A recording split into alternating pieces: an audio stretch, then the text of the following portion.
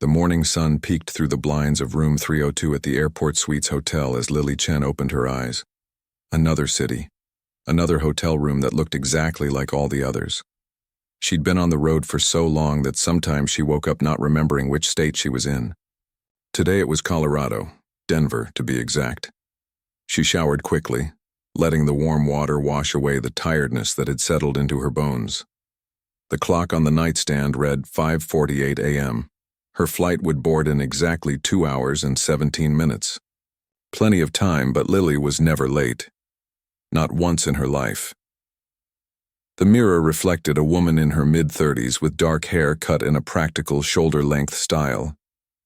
Her face was pleasant but forgettable, the kind that wouldn't stick in your memory 5 minutes after meeting her.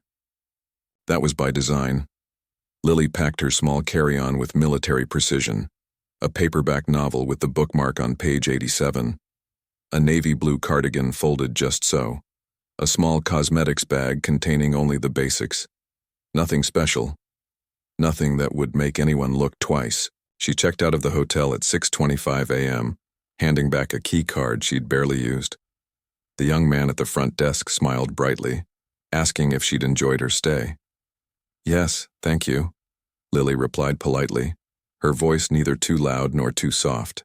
Forgettable, like the rest of her. The shuttle to Denver International Airport was half empty this early in the morning. An older couple dozed in the back row. A businessman tapped frantically on his laptop. No one paid any attention to the woman, sitting quietly by the window, watching the city slowly wake up around her. At the airport, she moved through security with practiced ease. No jewelry to remove, no belt to unbuckle, shoes that slipped on and off without hassle. The TSA agent barely glanced at her ID, Eleanor Reeves, according to the driver's license. The photo matched the face in front of him. Nothing to question. What the agent didn't know, couldn't know, was that Eleanor Reeves had never existed before 3 years ago. The woman standing before him had worn many names throughout her career. Eleanor was just the latest, created for a specific purpose that would soon become clear. Lily, or Eleanor, as she was known today, bought a bottle of water and a granola bar from a kiosk near her gate. She ate slowly, watching people rush by with their rolling suitcases and crying children. Everyone always in such a hurry. Flight 1742 to Washington, D.C. began boarding at 7:45 a.m. sharp. First-class passengers went first, then those needing special assistance, then the various boarding groups. Eleanor was in Group 4, exactly where she wanted to be, somewhere in the middle. Not first, not last, just another face in the crowd. "Window seat?" the flight attendant asked as she scanned Eleanor's boarding pass. "Yes, 12F, Eleanor confirmed with a small smile. She'd specifically requested that seat during online check-in, mid-cabin, over the wing. Not too close to the front, not too far back. Perfect for her needs. The plane was a standard Boeing 737, already half full by the time she made her way down the narrow aisle. A heavy-set man stood up to let her through, to the window seat, and a thin woman with headphones already in place occupied the middle. Neither paid her much attention as she settled in, tucking her carry-on neatly under the seat in front of her. Eleanor took out her paperback, a mystery novel she'd read twice before, and opened it to page 87. She didn't read a word. Instead, she watched the rest of the passengers board from behind the cover of her book, noting exits, flight crew positions, and the general makeup of her fellow travelers. 2 Air Force officers in civilian clothes sitting in row 22. A mother with 3 young children in row 8. An elderly couple who looked like they might be celebrating an anniversary in the exit row. Everyone had a story. Everyone had a reason to be on this particular flight on this particular day, including her. The final passengers boarded and the flight attendants began their pre-flight checks. The captain's voice came over the intercom, deep and reassuring, welcoming everyone aboard Flight 1742 with non-stop service to Washington, D.C. Expected flight time, 3 hours and 42 minutes. Weather in D.C., partly cloudy, 68 degrees. Eleanor closed her book as the safety demonstration began. She knew the drill by heart, but watched attentively anyway, always aware, always alert. though nothing in her posture or expression would have given that away to a casual observer. "Can I get you anything to drink once we're in the air?" the flight attendant asked as she came through the cabin after takeoff. "No, thank you," Eleanor replied with that same polite smile. Minimal interaction, minimal memory formation. The woman in the middle seat ordered a ginger ale. The man in the aisle seat asked for coffee. Everyone settling into the familiar rhythm of air travel. Eleanor returned to her book, turning pages at regular intervals though her mind was elsewhere. The plane reached its cruising altitude and the seatbelt sign dinged off. Passengers began to move about the cabin. The bathroom line formed. Laptops opened. The quiet hum of conversation filled the air.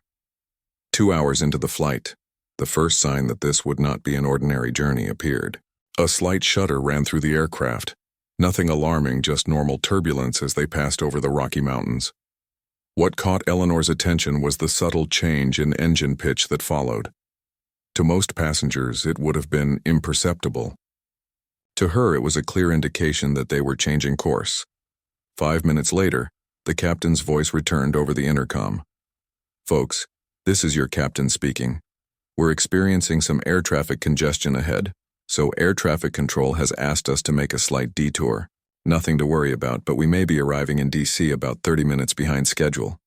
We apologize for any inconvenience." Most passengers barely looked up from their books or screens. Flight delays were an annoying but normal part of air travel. No one questioned the explanation. No one except Eleanor. Her eyes narrowed almost imperceptibly as she gazed out the window.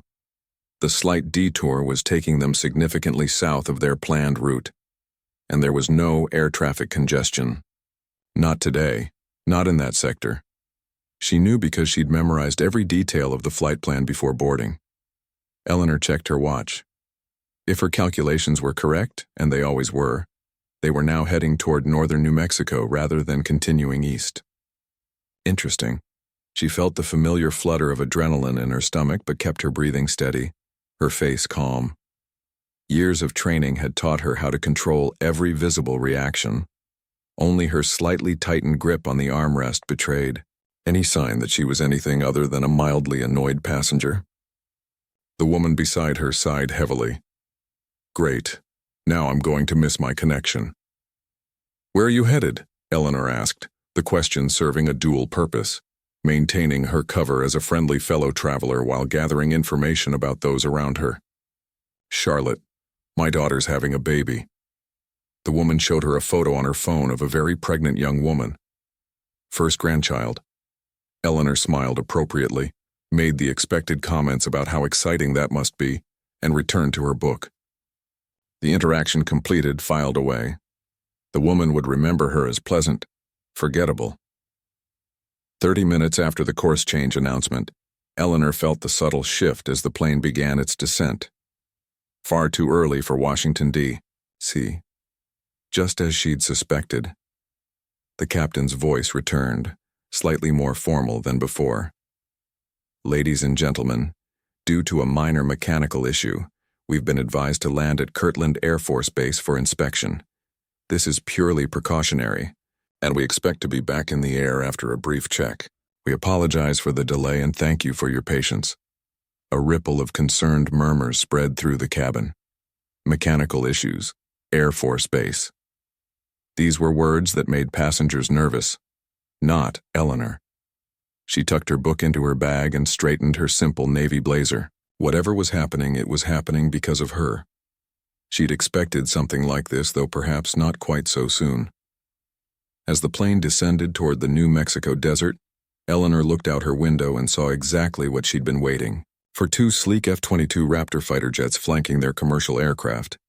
Invisible to everyone on board except her, the pieces were falling into place. Her alias had been activated, the mission had begun, and it had all started with her being just another passenger in seat 12F. The plane descended toward Kirtland Air Force Base, the New Mexico desert stretching endlessly below them.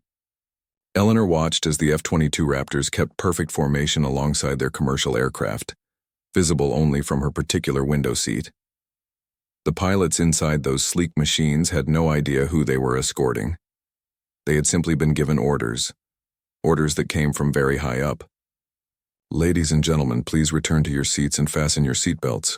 We are beginning our final approach," the flight attendant announced, her professional smile doing little to hide her own confusion about their unexpected landing.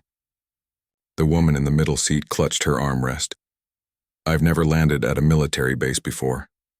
Is that normal?" "It happens sometimes," Eleanor said with a reassuring smile. "Nothing to worry about." But all around them, worry was exactly what was spreading through the cabin. A businessman across the aisle was frantically typing on his phone. A couple behind Eleanor whispered theories about terrorist threats. Two college-aged kids were filming the descent with their phones, excitedly narrating what they called the strangest flight ever.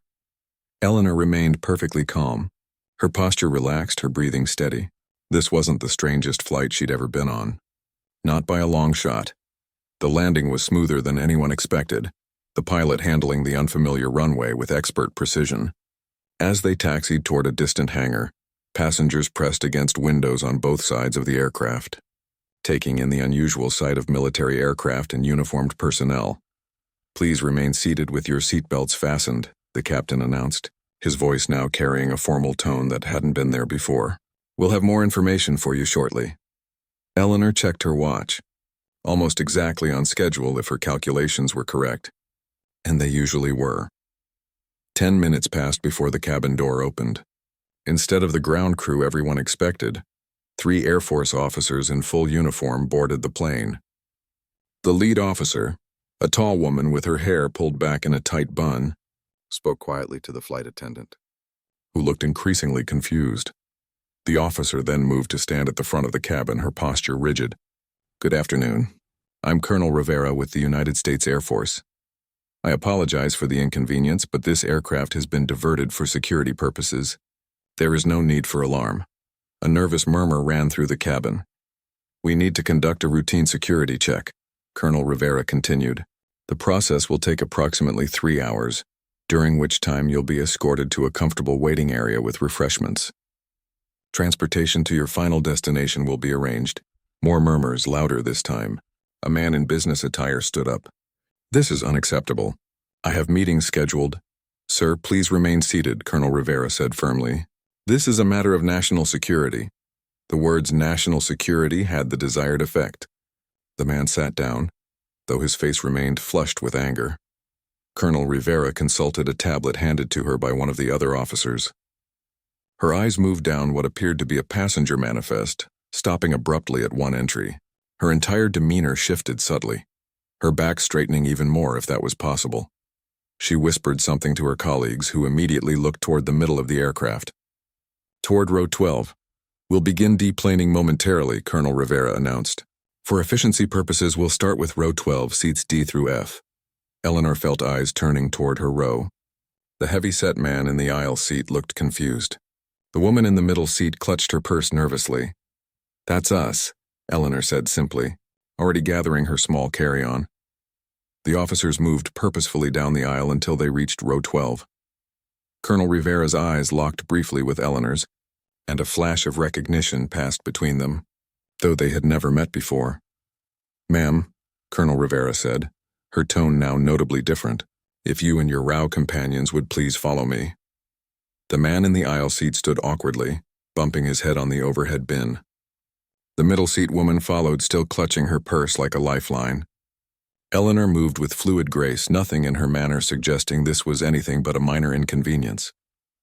As they made their way to the front of the aircraft, passengers stared openly. Being singled out was never comfortable, and the other two from row 12 looked increasingly nervous. Only Eleanor maintained her composure, her face pleasantly neutral. At the doorway, Colonel Rivera directed the man and woman toward one of her subordinates. "They'll escort you to the waiting area. Special accommodations will be made for your missed connections." Then she turned to Eleanor. "Ma'am, if you would follow me, please." They descended the stairs that had been rolled up to the aircraft. The desert heat hit them immediately, dry and intense. On the tarmac, a line of military personnel stood at attention near a black SUV with tinted windows. Behind them, the 2 F-22 Raptors that had escorted the commercial flight were now parked nearby, their pilots standing at rigid attention beside their aircraft. The sight would have been intimidating to most civilians. Eleanor simply adjusted her grip on her carry-on and walked toward the waiting vehicle. As they approached, a high-ranking officer, a brigadier general by his insignia, stepped forward and snapped a perfect salute. "Ma'am, welcome to Kirtland. We've secured the package as requested." Eleanor nodded, transforming before Colonel Rivera's eyes. Gone was the forgettable passenger from seat 12F. In her place stood someone whose mere presence commanded respect from some of the military's highest-ranking officers. "The facility is ready?" Eleanor asked, her voice now carrying an unmistakable air of authority. "Yes, ma'am. Everything is prepared according to Protocol Echo 7. Eleanor turned to Colonel Rivera. "And the passengers?" "They'll be well taken care of, ma'am. The cover story is in place. Mechanical issues requiring specialized equipment only available here. They'll be on a military transport to DC within 4 hours." "Good." Eleanor glanced at her watch. "I need secure communications and a full briefing in 10 minutes. "Of course." The Brigadier General opened the SUV's door himself, a courtesy usually reserved for visiting dignitaries or his own superiors. Eleanor slid into the back seat without hesitation or surprise, as if she was accustomed to such treatment. As the vehicle pulled away from the aircraft, Eleanor watched through the tinted windows as the remaining passengers began to deplane, guided toward a different building far from where she was headed. They would never know why their flight had really been diverted. They would never know who had been sitting in seat 12F. The SUV drove across the airfield toward a nondescript building set apart from the main base facilities. 2 armed guards stood at attention outside, their faces impassive behind dark sunglasses. "The package is in the secure holding area," the Brigadier General said as they approached the building. "We've maintained isolation protocols as specified." Eleanor nodded. "How long has it been in your possession?" 36 hours, ma'am. It arrived on a special transport from the location you designated." Inside the building, the temperature dropped dramatically as they entered a climate-controlled environment. More military personnel lined the hallways, each standing at attention as Eleanor passed. Their eyes followed her with a mixture of curiosity and respect. They had clearly been told someone important was coming, but most of them had no idea who she really was. They reached a heavy door marked, "Authorized Personnel Only." The Brigadier General pressed his palm against a biometric scanner, and the door slid open to reveal a state-of-the-art command center. Multiple screens displayed satellite imagery, data feeds, and communication channels. A team of technicians worked quietly at various stations. In the center of the room stood a man in civilian clothes who didn't fit the military mold of everyone else present. He was older, with gray temples and wire-rimmed glasses. When he saw Eleanor, relief washed over his face. "Thank goodness you're here," he said, dispensing with any formal greeting. "The situation has escalated faster than we anticipated." Eleanor set down her carry-on, the ordinary bag that had helped maintain her cover on the commercial flight, and straightened her blazer. "Show me everything, Dr. Harlow." Dr. Harlow led her to the main display screen where a complex set of images and data were arranged. "The energy signatures began fluctuating 18 hours ago. That's when we initiated the extraction protocol." Eleanor studied the information with intense focus. "And the package?" "Secure but increasingly unstable. We've maintained the containment field, but our best estimates give us less than 12 hours before critical mass." She turned to the Brigadier General. "I need your best pilots ready to move on my command." "Those F-22s I saw outside, are they fully equipped?" "Yes, ma'am. Combat ready with full payload options." Eleanor nodded, already formulating plans, calculating variables, considering contingencies. "And the pilots?" "The finest we have. Major Chen and Captain Rodriguez, both decorated combat veterans with top security. Clearance. Good." She turned back to Dr. Harlow. "Show me the package," as Dr. Harlow led her toward another secure door at the back of the command center. She caught a glimpse of herself in the reflective surface of an inactive screen. The person looking back at her bore little resemblance to the forgettable passenger who had boarded Flight 1742 that morning. This was her true self. Focused, commanding, essential to operations that few people in the world even knew existed. Eleanor Reeves was just a name on a boarding pass, a convenient fiction. The woman who now strode purposefully through a high-security military facility was someone else entirely. Someone whose alias made even F-22 pilots stand at attention. Dr. Harlow led, Eleanor through another set of security doors, each requiring different clearance protocols. The air grew noticeably cooler as they descended via elevator to a subterranean level of the facility. Neither spoke during the journey downward, the only sound the soft hum of the elevator mechanism. When the doors finally opened, they stepped into a corridor that looked more like a high-tech research lab than a military base. The walls were gleaming white, the lighting bright but not harsh. Staff in white lab coats moved purposefully between rooms, carrying tablets and specialized equipment. "We've kept the package isolated in Containment Room 3, Dr. Harlow explained. His voice lowered, though there was no one within earshot. "Only 4 people have been allowed access." Eleanor nodded, her mind already racing ahead, considering implications, planning next steps. "The energy fluctuations. Show me the data first." Dr. Harlow guided her to a small conference room where 3 large screens displayed complex graphs and readings. "These are the baseline measurements from when we first acquired the package in Kazakhstan." He pointed to the left screen. "This is what we recorded 12 hours ago, the middle screen, and this is the current state." The right screen, where the lines were significantly more erratic. Eleanor studied them intently, her eyes narrowing slightly. "The amplitude is increasing exponentially."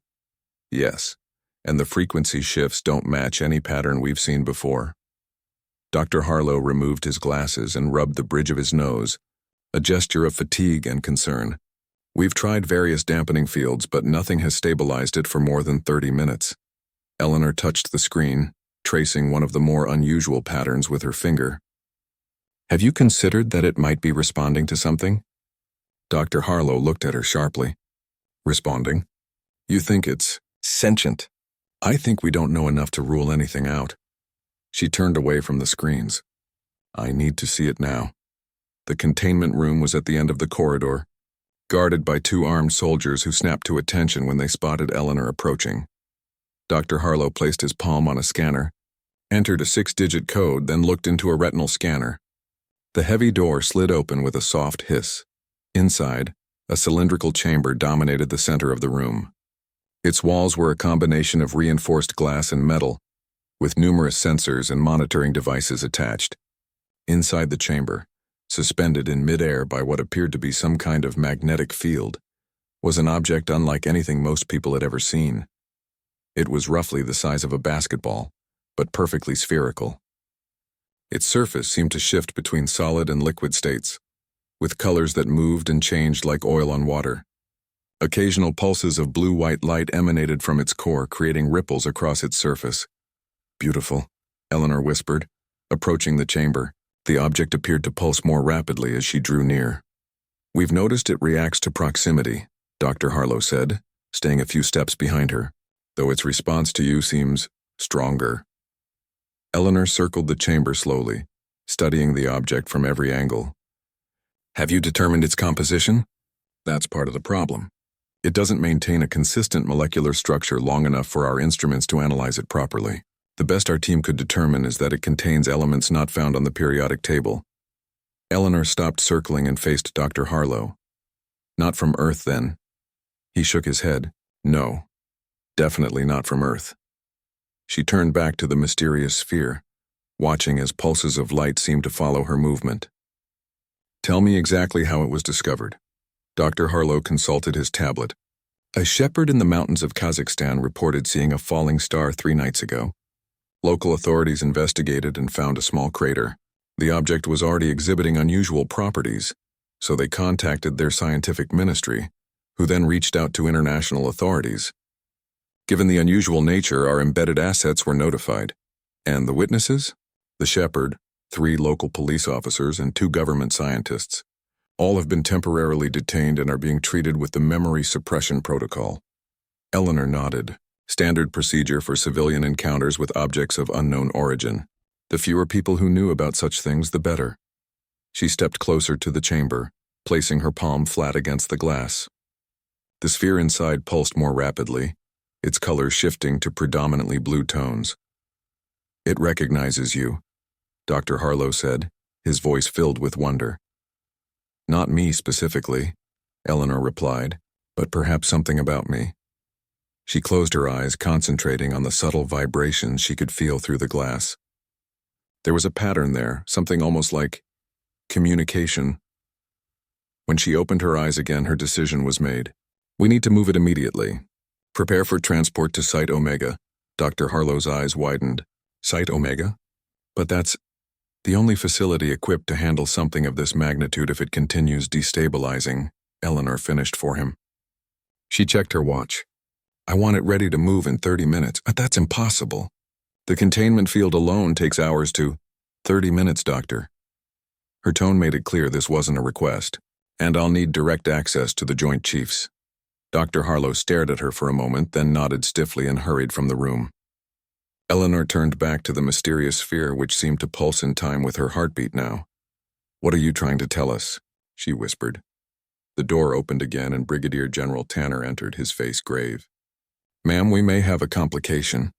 Eleanor didn't take her eyes off the sphere. What kind of complication?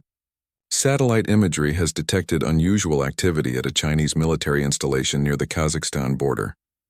They appear to be mobilizing. Now she did turn. They know, so it appears so. Intelligence suggests they may have their own source inside the Kazakh government. Eleanor processed this new information quickly. If the Chinese military was involved, time was even shorter than she'd thought. Change of plans. We move in 15 minutes, not 30. The Brigadier General didn't question her authority or the feasibility of her timeline. He simply nodded. Yes, ma'am. I'll have the F-22s prepared for escort duty. No, the F-22s are for distraction only. Eleanor moved toward the door. We'll transport via unmarked VTOL from the south hangar. Have it ready. Understood. He hesitated. Ma'am, if I may ask, what exactly is that thing? Eleanor glanced back at the pulsing sphere. That, General, is either the greatest scientific discovery in human history or the beginning of the end. We don't have enough information yet to know which. She strode back to the command center where the atmosphere had transformed from organized efficiency to controlled chaos.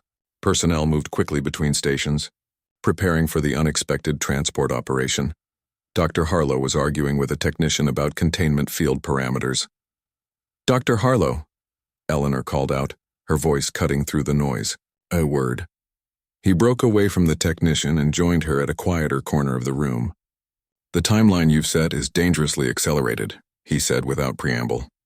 The risk of containment failure during transport is less than the risk of Chinese military assets acquiring the object, she finished.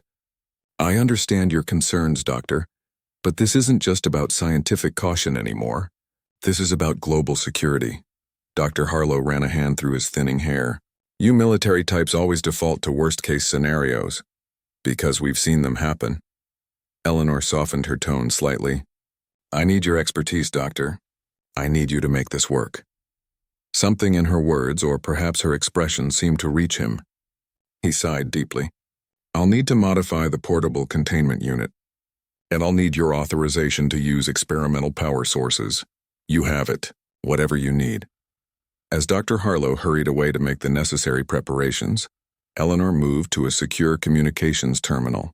She entered a series of codes from memory, codes that would connect her directly to the highest levels of government. A voice answered almost immediately. Secure line established. Authentication required. Nighthawk actual. Authentication code Sierra Tango 974 Echo. There was a brief pause. Authentication confirmed. Go ahead, Nighthawk. Request immediate clearance for Operation Looking Glass, Priority Alpha. The voice on the other end didn't hesitate. Granted. The secretary will expect a full briefing upon arrival. Understood. Nighthawk out. Eleanor disconnected and turned to find Colonel Rivera waiting nearby with a small case. Your field kit, ma'am, the colonel said, offering the case. Eleanor accepted it with a nod of thanks. Inside would be everything she needed for the next phase. Specialized communications equipment, security credentials, weapons if necessary. She had operated with less in more dangerous situations, but never with stakes quite this high. The colonel hesitated, then asked, Is it true what they're saying? That it's not from Earth? Eleanor studied the younger woman's face, seeing not fear but genuine curiosity, the mark of a good officer. Colonel, there's an old saying in our line of work. The universe is not only stranger than we imagine. It's stranger than we can imagine. The colonel nodded. Understanding that this was both an answer and a non-answer, a technician approached, handing Eleanor a tablet displaying the transport route. "Ma'am, the VTOL is prepared. Dr. Harlow reports the containment unit will be ready in 7 minutes." Eleanor reviewed the flight path, mentally calculating fuel requirements, potential intercept points, alternative landing sites. Everything had to be perfect. The consequences of failure were unimaginable, as personnel continued their preparations around her. Now she stood at the center of an operation that could change the course of human history. And not a single person in the room questioned her authority to lead it, because they all knew one essential truth. When Nighthawk gave an order, even F-22 pilots stood at attention. The unmarked VTOL aircraft sat ready on the tarmac, its engines humming with restrained power. Unlike the sleek F-22 Raptors nearby, this vehicle prioritized function over form.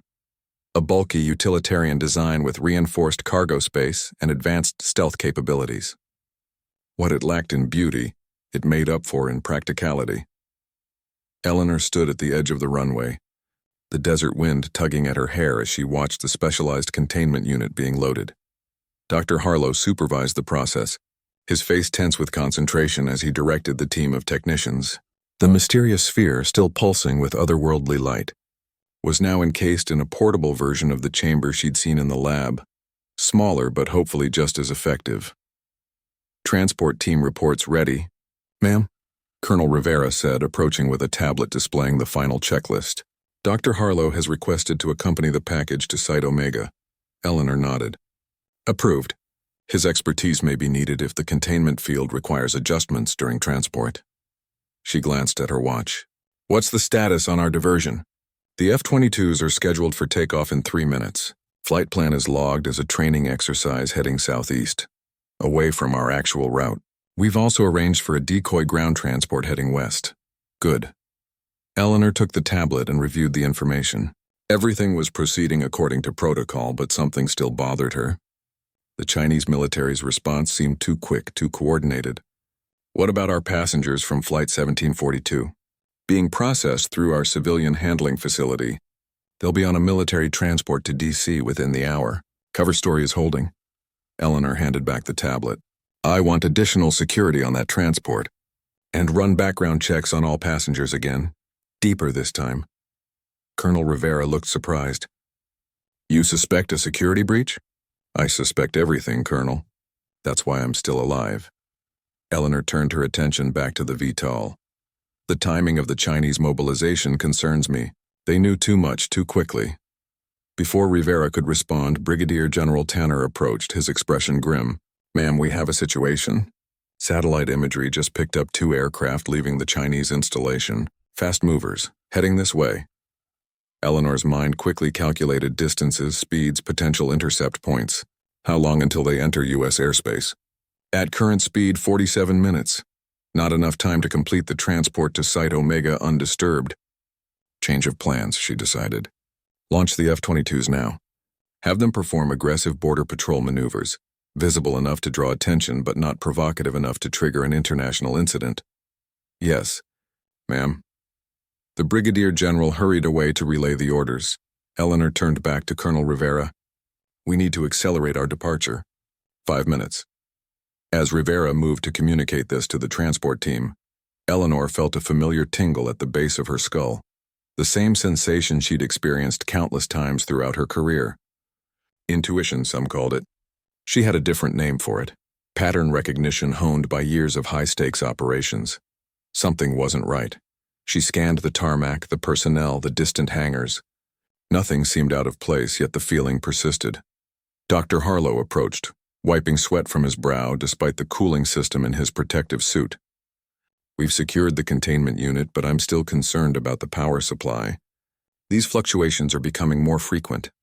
Eleanor studied his face. She'd worked with many scientists over the years. Brilliant minds often completely focused on their specialized fields, missing the broader context. Harlow was different. He understood the stakes beyond just the scientific implications. "What aren't you telling me, Doctor?" He hesitated, then lowered his voice. "The object? It's not just producing energy. It's processing information." "What kind of information?" "Everything. Radio signals, satellite transmissions, digital communications. It's absorbing data at an incredible rate. Like it's learning.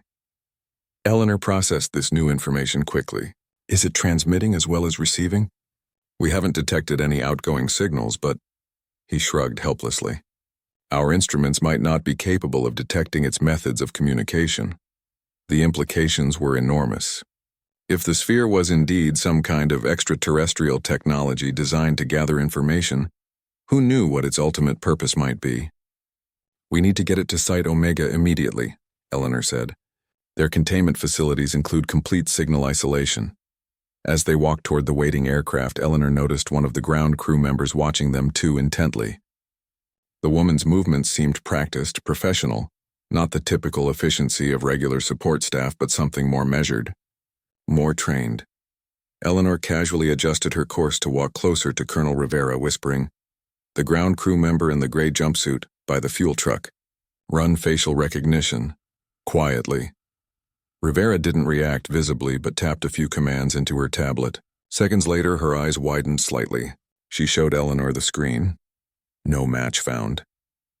In a facility where every person had been thoroughly vetted and cataloged, the absence of identification was more alarming than any known threat. Eleanor made a subtle hand gesture. 3 fingers extended, then 2, a silent code that military personnel around her would recognize instantly. Within seconds, security postures shifted across the tarmac.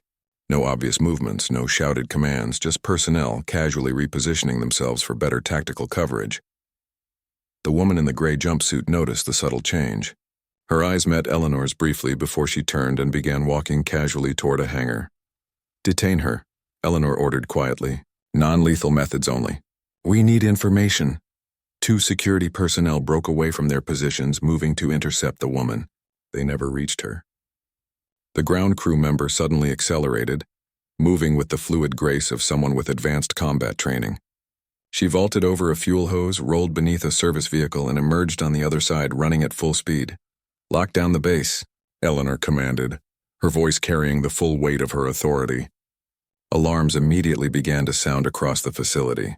The fleeing woman reached into her jumpsuit and pulled out a small device, pressing a button before security could reach her. The explosion wasn't large, more smoke than actual destructive force, but it created exactly the distraction needed.